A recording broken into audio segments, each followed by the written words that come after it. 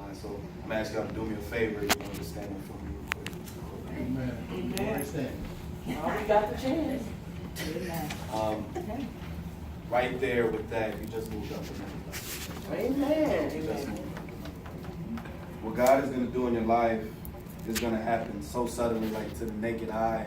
They'll think like, you really didn't change much. But that one little small step moves a lot.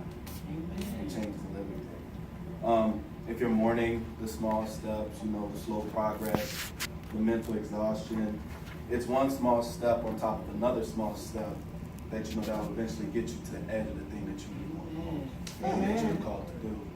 I believe that this morning I was sent to tell you that one little small step, is now going to tip the scale, and put you in a position for the things that you've been praying for. So I quite suggest that, you go ahead and put your hand over your eyebrows, look out, because, you're about to go a little higher. Amen. No. Okay, everybody, just say welcome to your new place. Welcome to your new place. You're not just where you were when you walked in. You're not who you were when you walked in, because when you come in the presence of God, you can't stay the same. You can't ever stay the same. So while you're standing, let me just go ahead and pray for you guys. Our Father, thank you for bringing me here today to give you a message, Father. Please remove me and step in and through my words, show everybody, how you want them to live, how you want them to move in your life and grow and become one of yours, Father. Thank you for everybody that came today, and thank you for the people that could be on their way, that they get here safely, Father. Thank you for the opportunities that you have given us and opportunities that you're about to show, Father. In the name I pray. Amen. You may be seated. My scripture is going to be coming from Matthew 17, 1 through 7. Matthew 17, 1 through 7. It reads, "And after 6 days Jesus taketh Peter, James, and John, his brother, and bringeth them up into a high mountain apart, and was transfigured before them. And his face did shine as the sun, and his raiment was white as the light. And behold, there appeared unto Moses and Elias, talking with him. Then answered Peter and said unto Jesus, Lord, it is good for us to be here. If thou wilt, let us make here 3 tabernacles, one for thee, one for Moses, and one for Elias. While he yet spake, behold, a bright cloud overshadowed them, and behold, a voice out of the cloud, which said, This is my beloved Son, in whom I will be pleased. Hear him. And when the disciples heard it, they fell on their face and were so afraid. And Jesus came and touched them and said, Arise, and be not afraid." I want you to grab not what happened, but where it happened. What happened was Jesus was being transfigured, but where? On what? He was being transfigured on the mountaintop. It could have happened anywhere, but it's important to know that the location is key to your destiny. You're not sitting here because you have to. You're not sitting here because it's an amazing church. You're sitting here because you believe that God is seeding something into your destiny for where you're called to go. By sitting in this faith, you're growing, you're maturing, and you're becoming awakened in your spirit. Your flesh is diminishing, and things that were holding you hostage before don't have the same authority that they have. Amen. So Jesus was what? He was being transfigured. On where? On the mountain.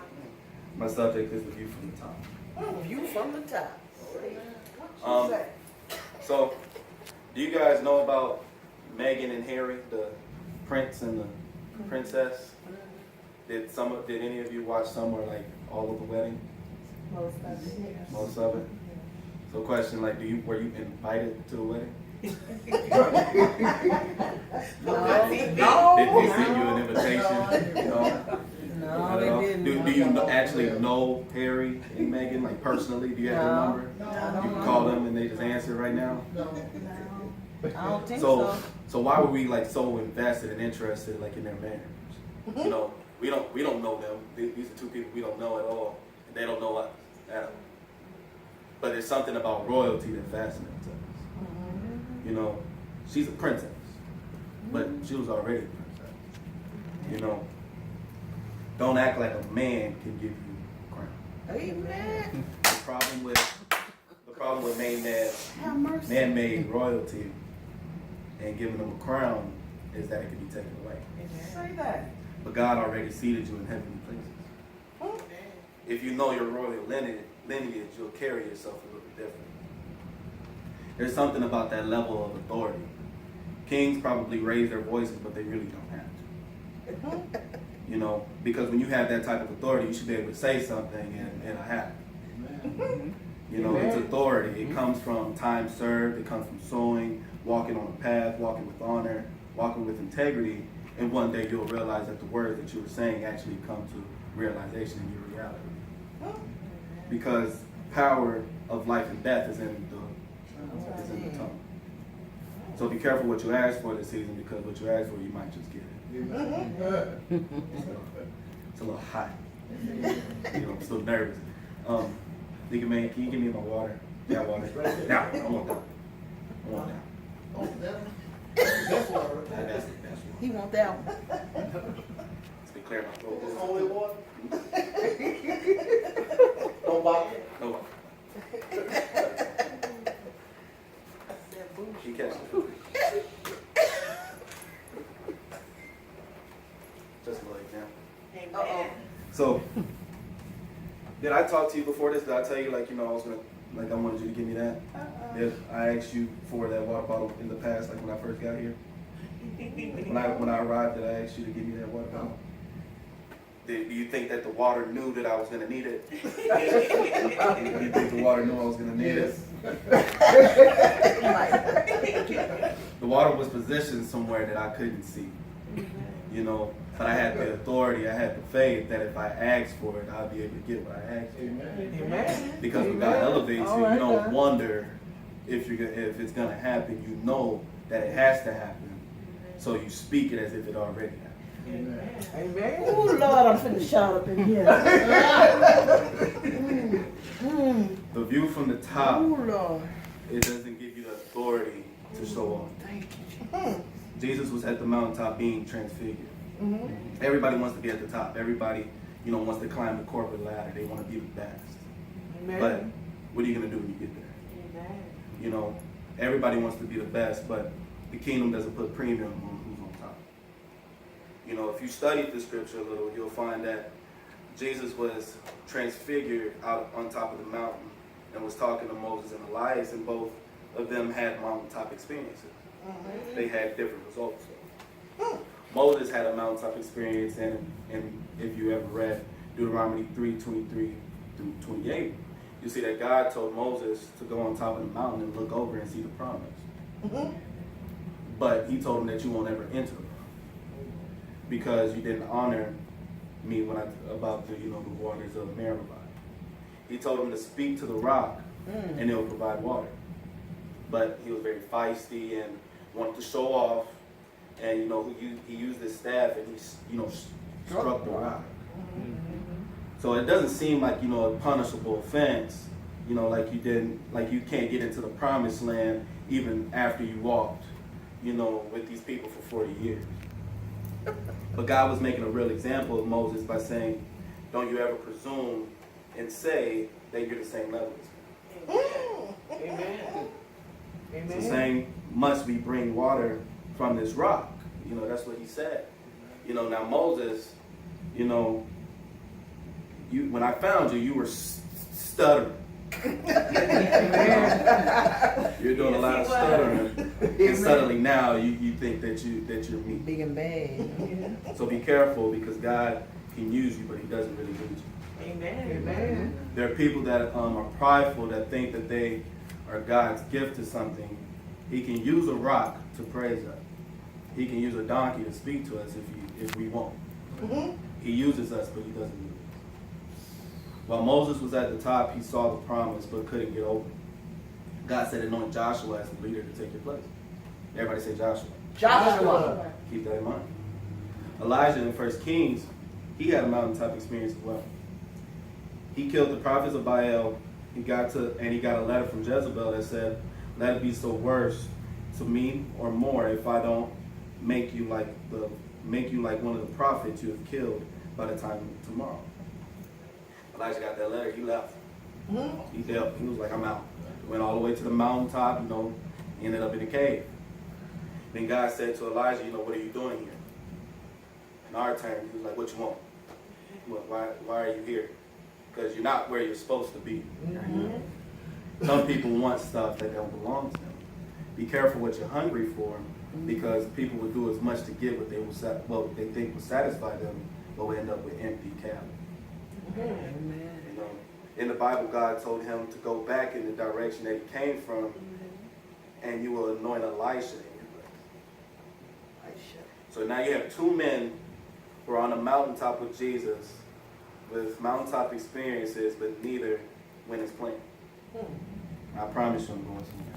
I know it's long. I promise you. We with you. They both had to go down the mountain to anoint someone to take their place. So they went up a mountain to come down to the mountain to anoint somebody else to go in their place. Amen. This is the sneaky thing about power. You'll be on top for a minute, but there's always somebody else ready right there, ready for your place. So be good steward to where you are and find where God brings you, because it's not for you. It's for your legacy, but it doesn't belong to you because it didn't start with you.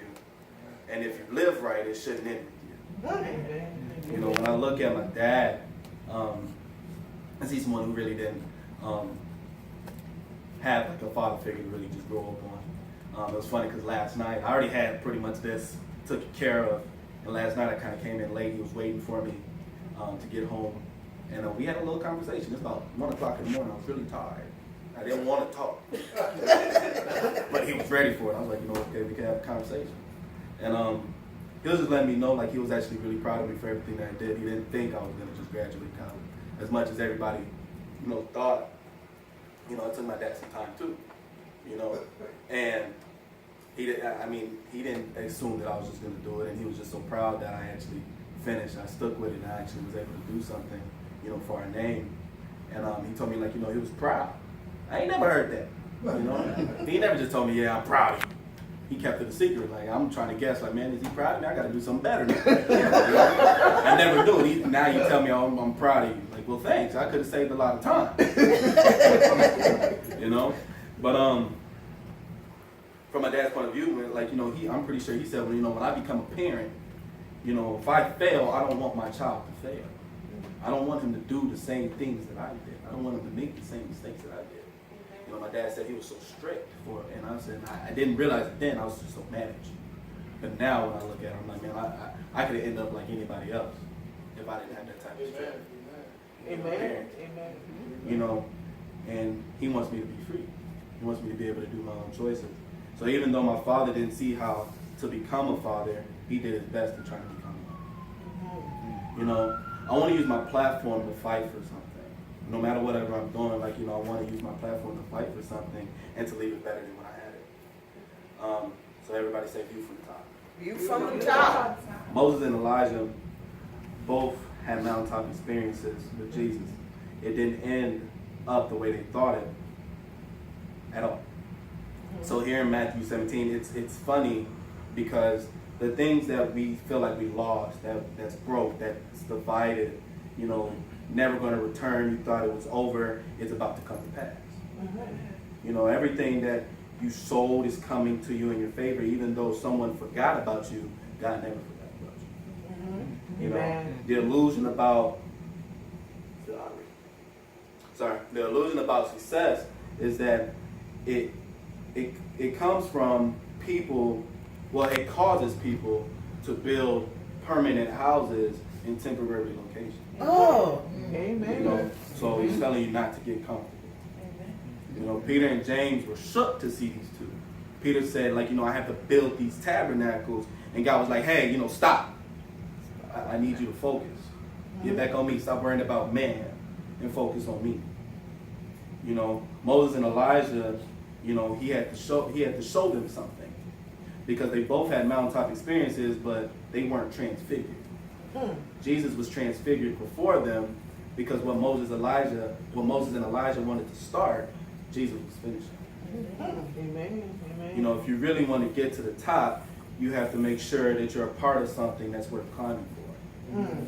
Moses and Elijah don't just represent the law and the prophets, but also two men that had views from the top, but their assignment was not completed in their lifetime. You know, saying that you're getting ready to see in your life things that, you know, your grandmother, you know, prayed for but never got to see. Amen. Things that your great-grandparents prayed for but never got to see. Amen. Things that, you know, your parents that, you know, that have passed and, you know, and lived in heaven. Things that they prayed for but they never got to see. All those things are getting ready to come to pass.